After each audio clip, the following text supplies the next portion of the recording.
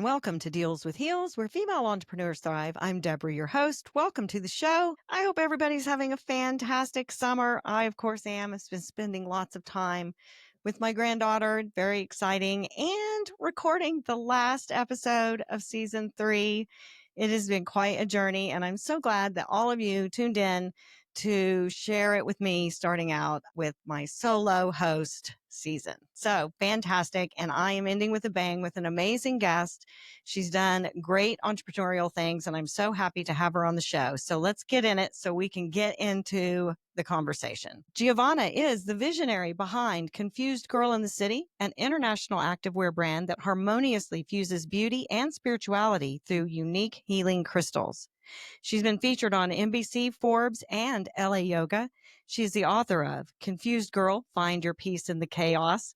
After transitioning from the entertainment industry, she's become a prominent lifestyle and wellness influencer, entrepreneur, and author. We are so happy to have her. Please welcome Giovanna to Deals with Heels. Thank you so much for having me. Oh, I'm so excited to have you. I have been on spiritual journey and love crystals. I'm all decked out with all the amethyst right now in my house, honestly. My mom was a Pisces, and the amethyst thing has just been a really big vibe of mine since she passed away. I just feel really connected to them. And she does some amazing stuff with fabrics with her crystal inspiration, and we are going to talk about that. But before we get all into that kind of fun stuff, I want to talk about, or have you talk to us about how you started Confused Girl. I love the concept behind it. I read it on your website and I find it inspiring. So please share all of that good stuff with us. How did you create this wonderful character? I feel like a confused girl sometimes. I think we're all confused girls. I think we're all confused little warriors on our own little journey trying to figure it out. And I so how I came up with the name, I worked after university. I went to University of Southern California, which is a very good school. And when I graduated, I started working in the entertainment industry. So I worked for really big studios, very well-known studios. And part of the reason I was doing it is because in LA at that time, that was like very cool to work in film and TV, and it was the it jobs. And I really cared about what other people thought of me. So even though these jobs were brutal, I stuck with it. And that's a good quality too, to like stick with it and get some thick skin. And, you're in your early 20s, you can work 15, 16-hour days. And so it was a very good experience, but it also was very verbally abusive. And but I did stick with it until I just couldn't anymore. And I hit a wall and I'm like, this isn't me, but I don't know who I am. So I said, okay, let me go home and maybe try to take over my parents' restaurant. My parents had an Italian restaurant in San Luis Obispo, which is 3 hours north of LA. That's where I grew up. And a very successful restaurant. I was like, okay, let me see if I want to take this over. And I did that for 2 years and I was miserable. Like that, man, if you're not passionate about that, that is just hard damn work's what that is. If it's not your passion, then it's hard work. Nothing but. Yes. And I love good food and I love going out to eat at restaurants, but And great I'm not a Italian chef. food. Like, Yummy.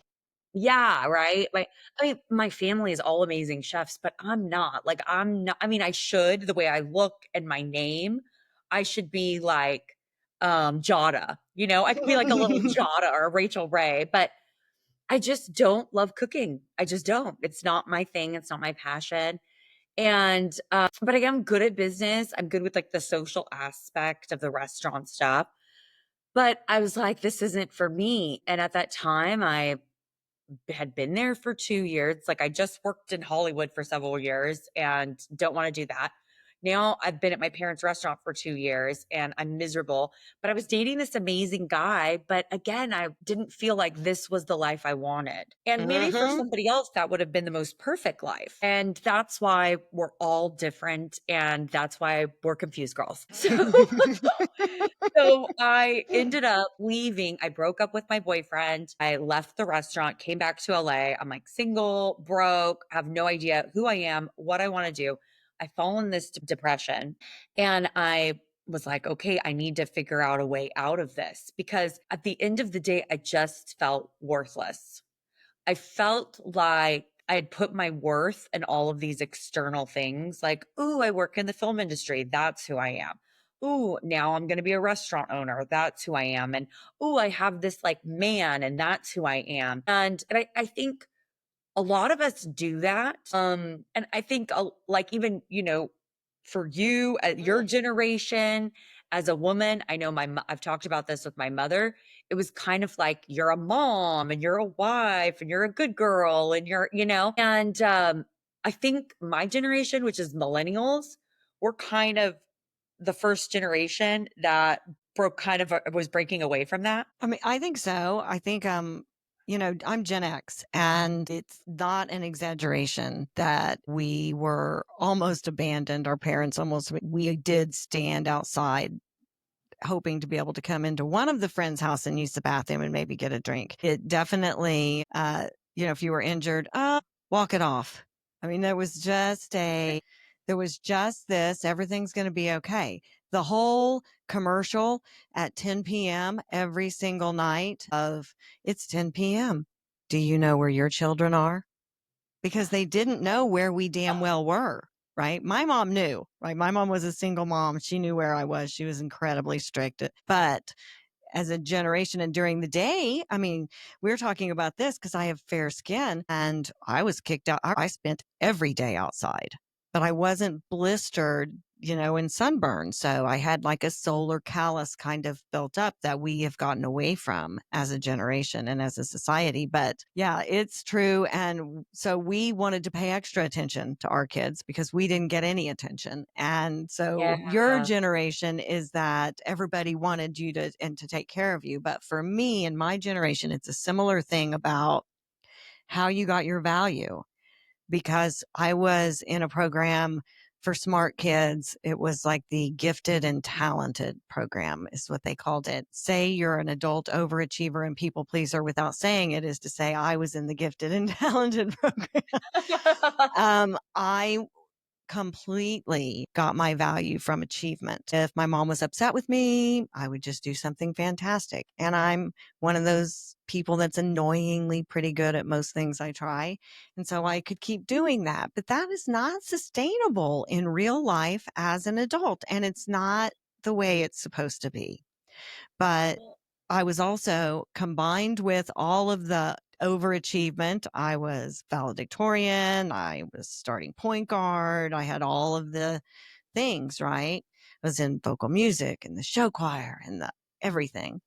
And what it did to me was I became very rebellious as a child and as a teenager in particular. I got kicked out of some of those extracurricular activities. Oh god. And, but that's because I wasn't fulfilling my need. I was doing what made the people around me happy. And yes, that likely made my life easier, right? When mom's happy, then things are easier for me. And I learned that.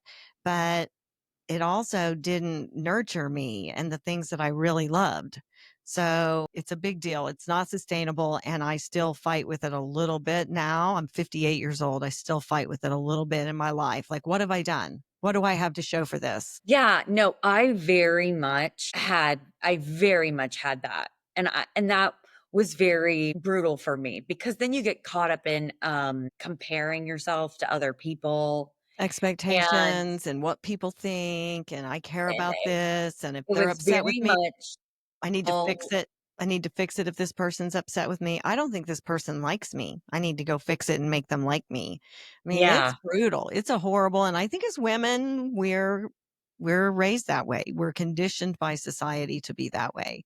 And Yeah. so it makes it kind of difficult, but you have figured out the confused girl. right? Well, yeah, because when I was in my depression, I kind of realized this, and I had put my self-worth outside of myself. And my main goal was I want to feel worthy just because I exist. I don't Yeah. want to feel worthy because I have more money or I have a new job, a cool job, or I have a new boyfriend. I want to feel worthy because I am Giovanna. I'm a good person. Mhm.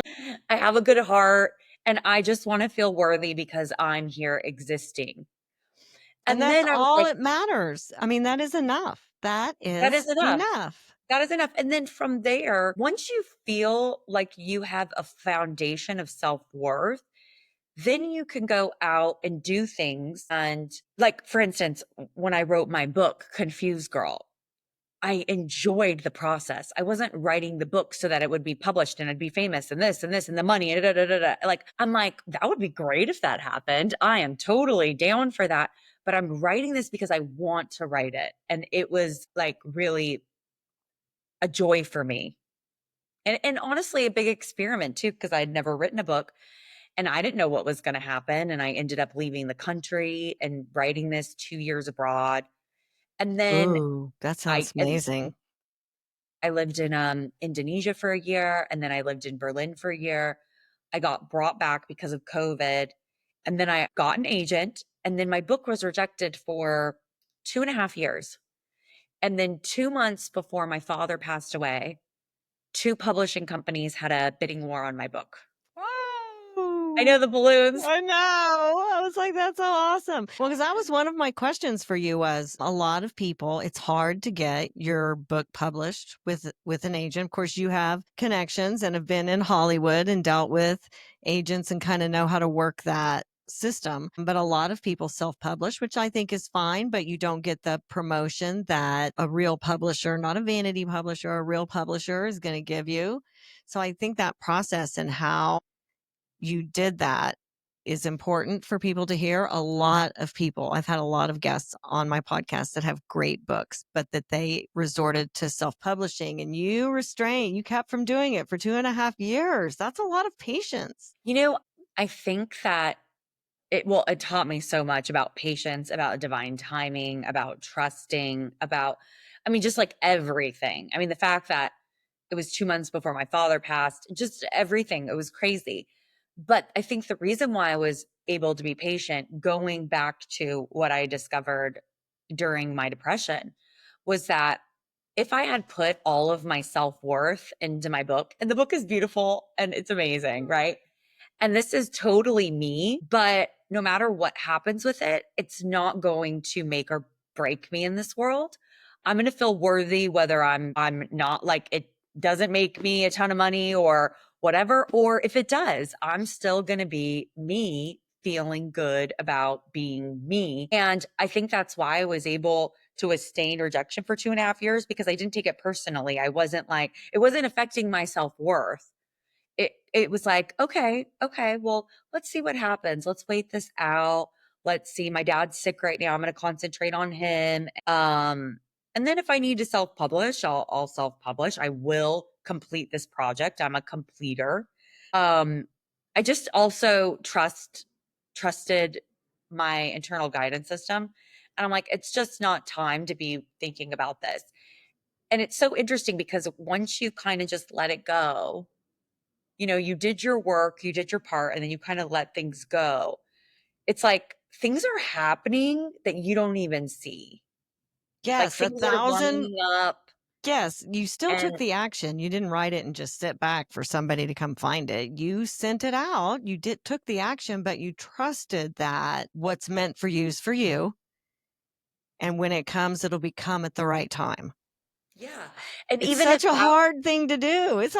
That's a really it's a hard thing to do. that quote, it's like part of life is what, like, letting it happen, like making it happen and letting it happen. I forget the quote now, but it is this dance with life. I kind of look at life as a dancing partner, and we're about to do the tango, and I show up and I got my makeup on, I got my Mhm. awesome outfit on, I know my moves, I've practiced, and now I'm on the dance floor with life and I have to let life lead.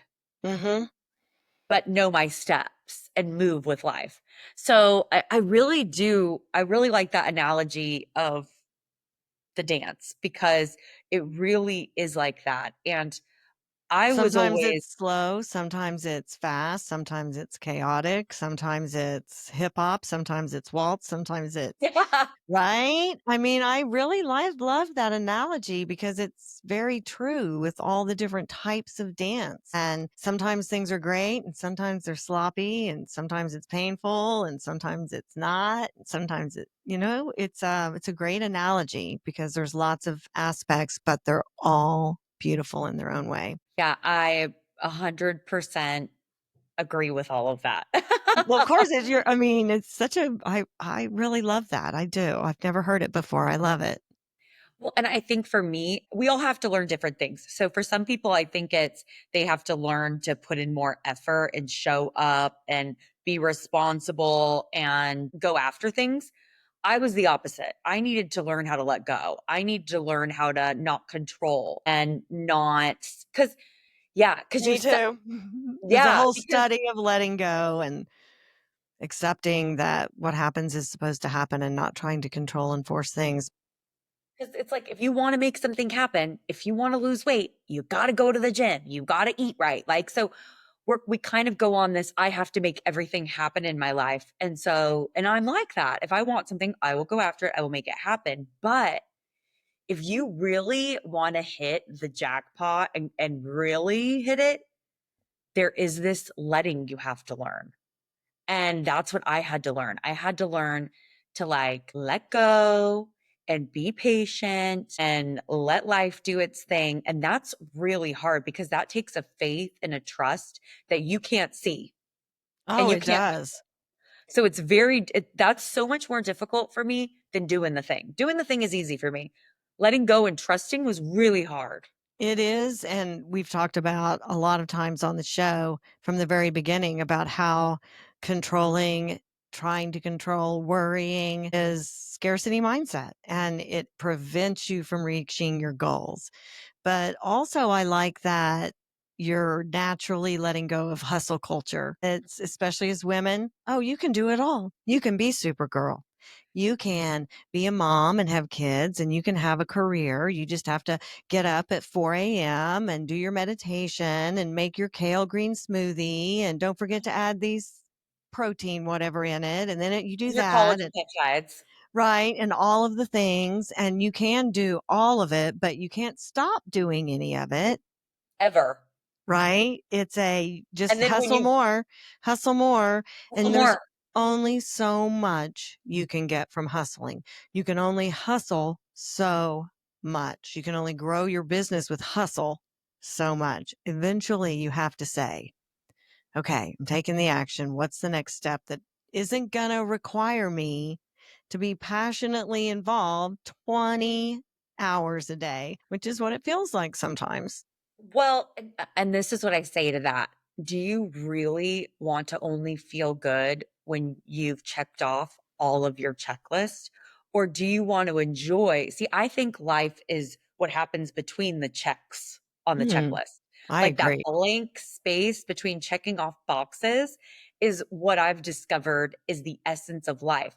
Like I even said it was interesting because, I have this amazing publisher. And I mean, gosh, I mean, even the book cover alone is just like so gorgeous. And It what's in is. it is amazing as well. And And you are so I had this, gorgeous. So if you're not watching in video, you guys, she's gorgeous, just so you know. Check it out. She's gorgeous. thank you. But it's like, okay, it's published. We have the launch, then we have the party and all the things. And I told my mom, I was like, gosh, I would think this is my favorite part. You would think that it coming out and then people posting about it and the party is the favorite part. I would have thought that would have been the favorite part for me.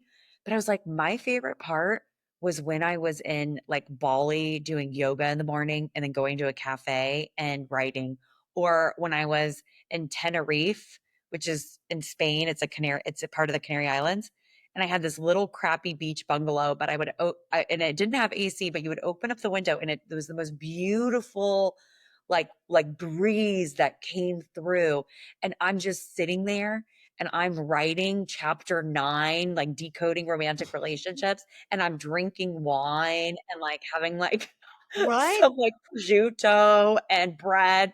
And I'm just so like in this, Spanish scene. And I'm just having the best time and I'm laughing by myself with my computer typing away. And I'm like, that was my favorite part.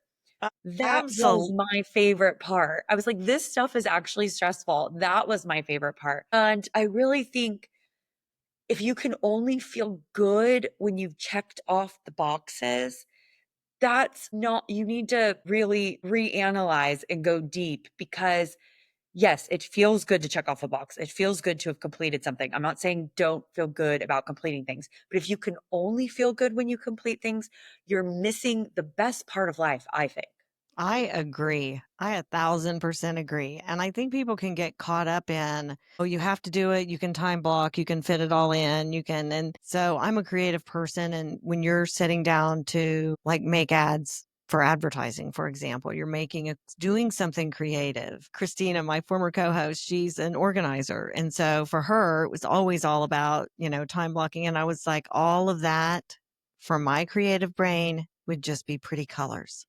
I might know what one of those colors mean, and the rest of them I would be oblivious to because it serves no purpose in my creative brain. And creativity can't be time blocked. You can't, right? I can set aside time to do it, but the day you think that you can time block your creativity is the day it will prove you wrong. I would Yeah. say, I'm going to spend 2 hours on this client stuff. I'm going to take a little break. I'm going to spend 2 hours on this client stuff. Well, the first client, of course, had the deadline. So I was doing it first because it has a deadline, but I had a creative block and I couldn't even really start working on it until an hour and 15 minutes in. And so I didn't finish. And now I'm supposed to take a break, but I'm in the whole vibe and I can't take a break. Oh, yeah, you can't Then, break when you're in the zone. right. And so now I've had to push this other client's. It's still just my time, but I'm trying to manage it, and we all try time blocking a little bit, but it doesn't work that way because the first client has a creative deadline and creativity can't be like, okay, I'm going to start right now. Yeah. And that's actually the reason why I left, the US and I Mhm. decided to move to Bali because one, it's a lot less expensive, especially in 2018 when I left and went there. And I could get a place for like 550 bucks a month and I could eat out every day so I didn't have to worry about grocery shopping and cooking and I could eat healthy and stuff and good for 30 bucks a day. And I mean, I'm talking about really good on 30 Right. bucks. And that's pretty much where all my money went was like food and, iced Necessities. coffees and juices and coconuts Necessities. and, you know, Necessities. exactly, exactly. And I what I would do is I would go to yoga in the morning to get myself and my body like calm and loose. And then I would go sit at a cafe. And because there's so much humidity already, your body, you can't be kind of nervous and uptight because the humidity just kind of makes you loose already. It like loosens up your muscles. It's like Bali's kind of like I feel like it's a big humid hug every day. But then I'd sit at a cafe, and if it was coming to me, I would, write and love it. And then if it wasn't coming, I didn't force it. And that's why I never got writer's block because people ask me, what do you do about writer's block? And I said, you close up your computer and you go to a museum or you go to the beach or you just go get a massage. Like just go do something else. Don't What Right. keeps the writer's block going is why am I not creative? I didn't have that problem because I was like, okay, I don't feel like this today, or I'm really tired today. Because as a woman, we are on a monthly cycle too. Hmm. And sometimes I'm like, my brain is like a cloud. I cannot think properly. I'm like forgetting things. What was I doing? Why did I come into this room? I mean, our hormones are wackadoodle. So some days are just not the days. But when it is the day, you'll do so much more good stuff that's going to count than trying to make yourself do it on the days that aren't the days. Oh, and trying to forcing it never works. When you force a client, it never works out. They always turn out to be a problem. You drop your price, it turns out to be a problem. And if you're trying to be creative and you try to force it, now you're banging your head against the wall and that breakthrough session gets delayed because you're not in the right headspace and mindset for it. So that is 1000% accurate. And we all do it. We all get kind of wrapped up in it. I think the key is often recognizing that we're doing it so you can take a step back and say, what am I doing here? This doesn't feel right. I need to let this Exactly. go. And I will say, so I don't think I quite made this clear when we were talking about why I called my brand Confused Girl. I called my brand Confused Girl because at some point when I was working through my depression, I was like, it's okay not to have all the answers. And then it kind of became, I stopped caring what anybody thought of me because I just felt so bad already, right? When you already feel really bad and you feel like you hit bottom, whatever your bottom is, you're kind of like, I don't really care what you think anyway, because I feel pretty bad myself. So I just kind of, I didn't care anymore about what I wasn't trying to please anybody anymore. I didn't care about what people thought of me, even my family. I'm like, I don't even care what you think of me. And I was like, I need to, the most important thing right now is to figure out who I am. And then once I know that, what I like, what I don't like, then I can figure out where I'm going. And so I started at the time, it was video blogs. Like, how to, Mhm. if I did this now, it'd probably be a podcast, but at the time it was video blogs. So I started a video blog on YouTube and I called it Confused Girl in the City. And I decided to do one new thing every week that I'd never done before. And in a tip to kind of figure out what I like and what I don't like, because that's kind of the first steps. Because we're told what color we should like. We're told what kind of guy we should like, or what this we should like, or that we Yep. should like. I mean, as soon as we're born, we're given a name and a label and a religion and a sports team and all of the Yep. things, never asking, do you really want this? What's your purpose here on life? Maybe you're not supposed to take over this family, but all of the things. Yeah, yeah, all of the things. And so as I was, on my journey and discovering, and it became exciting and very interesting for me because I'm a naturally curious person. And I don't think that there's any right way to do life or wrong way to do life. I see on, Instagram a lot, because I'm single and I do not have children. But I see like a lot of times women are putting down women that do have families, or there's women that have families that are then putting down women that are, putting down women that are single or whatever and have a pet. And I'm like, this is so, why can't both exist and be happy? And I kind of write about that in the book just a little bit. And I said, the whole point of Confused Girl is figuring out what you want and what you want to create and bring into the world, whether that is travel for yourself, a book, a career, a husband, a family. Do it because it's in your soul to do. Don't do it because of societal pressure or family pressure or whatever it is. So I'm all about living. I just love seeing people that are genuinely content with their lives and doing things they're genuinely happy doing. And it vibrates off of them. It's It a really does. beautiful There is thing. nothing more attractive and magnetic than authenticity. There's been study after study after study that shows that. And you'll hear things that'll say the biggest contributing thing for success is grit or is this or is that. But it is truly authenticity. That's why successful people aren't all just physically beautiful. They're not all blonde and Aryan nation and all. It doesn't work that way. It's authenticity. How authentic can you be in your own skin? That's why we love things like Honey Boo Boo and Duck Dynasty and all of that. When you see somebody and they're unique in who they are and being able to accept and grow with that. And as women, we are conditioned to judge one another. That has been a controlling part of society, and we need to stop being so hard on one another. And I think taking that journey of finding yourself gives you a very unique perspective and a very specific value of a woman that has taken that step to find herself. Because man, when you've done the work and you take that step back, because no one's sole purpose on earth is to raise children. That's that's a short period in your life. What are you going to do with the rest of it? No one is on this earth to take care of one single person. We all have a passion. I raised 5 children. I did a great job doing it. It's a part of my life. It's not necessary to lose yourself in the process of doing it, which is what I did. It's not necessary to do that. It's also not necessary to have children. It's not necessary to be manipulated into having children so that we don't have population collapse.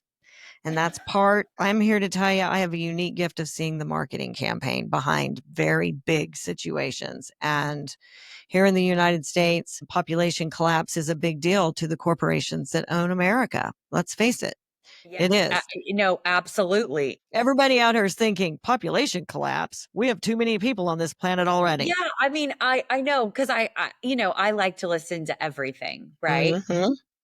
I'm listening to we have too many people and then we have too little people. And so I'm listening to all of this.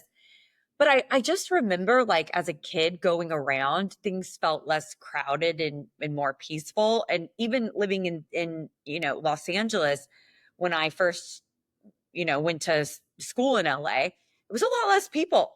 And everyone's saying everyone's leaving California. And I'm like, well, other people are coming in or something because the highways have never been so jam packed as they are now. And Actually, I I think don't California had the first decrease in population a few years ago. They've actually been decreasing in population as of late, and I'm sure it's economic reasons, but I live in Oklahoma and there is a massive influx of Californians here and Texas. Just trying to find a lower cost of living is a good portion of it. Yep. Yep. And I think yeah, LA's just gotten really Well, I wacky. mean, Very it's wacky right now. It's there's a very lot. wacky. I think We don't need to go into that, but it's just a very wacky kind of world. But for me personally, how I feel is there's just a lot of people everywhere. there And I are. don't know if that's great for the resources and the world and just quality of living. Well, I mean, you definitely it takes into consideration, how we're treating the earth and the resources and how we're forcing out species of animals and how we're taking care of ourselves. How we're taking care of ourselves. That's Yeah. important too. And I think that your journey is very inspiring for women. You're young and being able to see that path and be able to let go and work your way out and write a book. So inspiring. I hope we didn't really get a chance to talk about your store, but you do have a store with lots of great leisure wear and athletic wear. I checked it out before I had her on the show, and I will link to that in the show notes. But please tell us how we can buy your book because, like all great conversations, we've run out of time. Yeah, you can buy my book. It's on Amazon, Barnes and Noble, Target. It's called Confused Girl, Find Your Peace in the Chaos. You can also go to my website, confusedgirlinthecity.com, and you'll find the links for the book there. And you can check out my activewear line. I'm actually this like crop hoodie where it says I create. This is from my line too. love it. I've been looking at it going, I'm a creative person, so I'm really liking that shirt. I'm really And liking it. and also you can catch me on Instagram at Confused Girl LA. Now, do you also offer some coaching or consulting services or? I don't at this time because I feel that space is so overly saturated. You have to I have mean, something unique to offer. I definitely think that.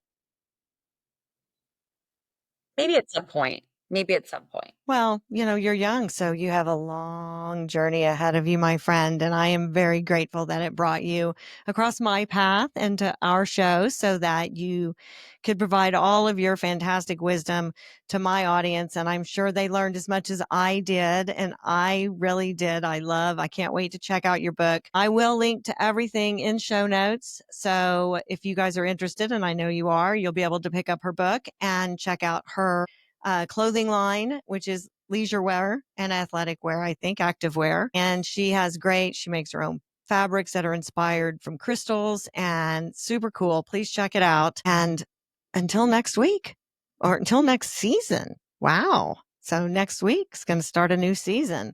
And I am so looking forward to showing you everything we have in store for that. Please like, share, download, tell your friends. We always need new listeners. You can always download my free ebook, 5 Steps to Having a Mindset for Success, in the show notes as well. And until next week. We're out.